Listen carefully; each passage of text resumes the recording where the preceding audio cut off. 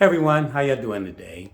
Growing up in a Christian household and going to church practically my whole life, one of the main lessons that I think is being taught in the church is that as Christians, we're supposed to help win souls into God's kingdom. So that just brings me on the subject of witnessing and what I think about it or what it means to me. When I was younger, I didn't really comprehend what the idea of witnessing was. It was just kind of like a word that I heard the adults say, but I just never really knew what it was myself.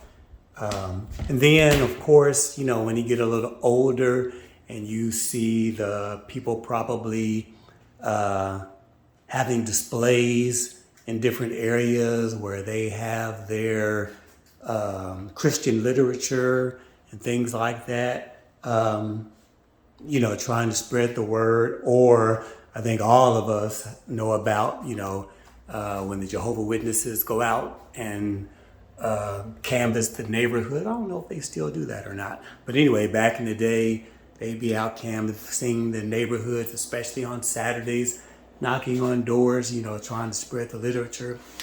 For me, what I basically do is I just kind of share my testimony as far as what God has done for me, what I believe, what I've learned through the years, how I've grown through the years.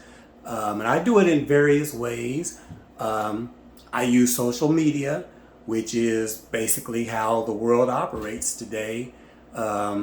Videos or quotes that I find, that I might post on Instagram and Facebook and things like that. But I do also witness in person, on my job.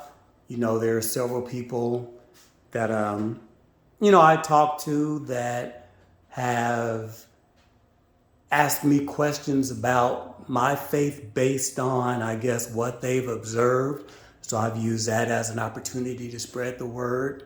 When I'm out in public, at the grocery store, gas station, or wherever, when the opportunity presents itself, I always try to take advantage of it.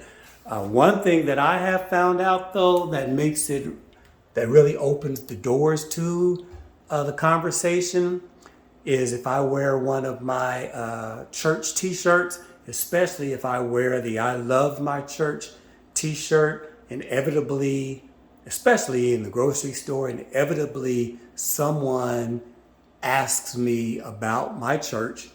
And so, that opens the door for me to tell them about Mount Carmel and all of the ministries there.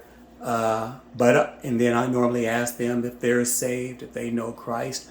But in my witnessing, I don't so much stress the church as far as you need to join this church or join that church.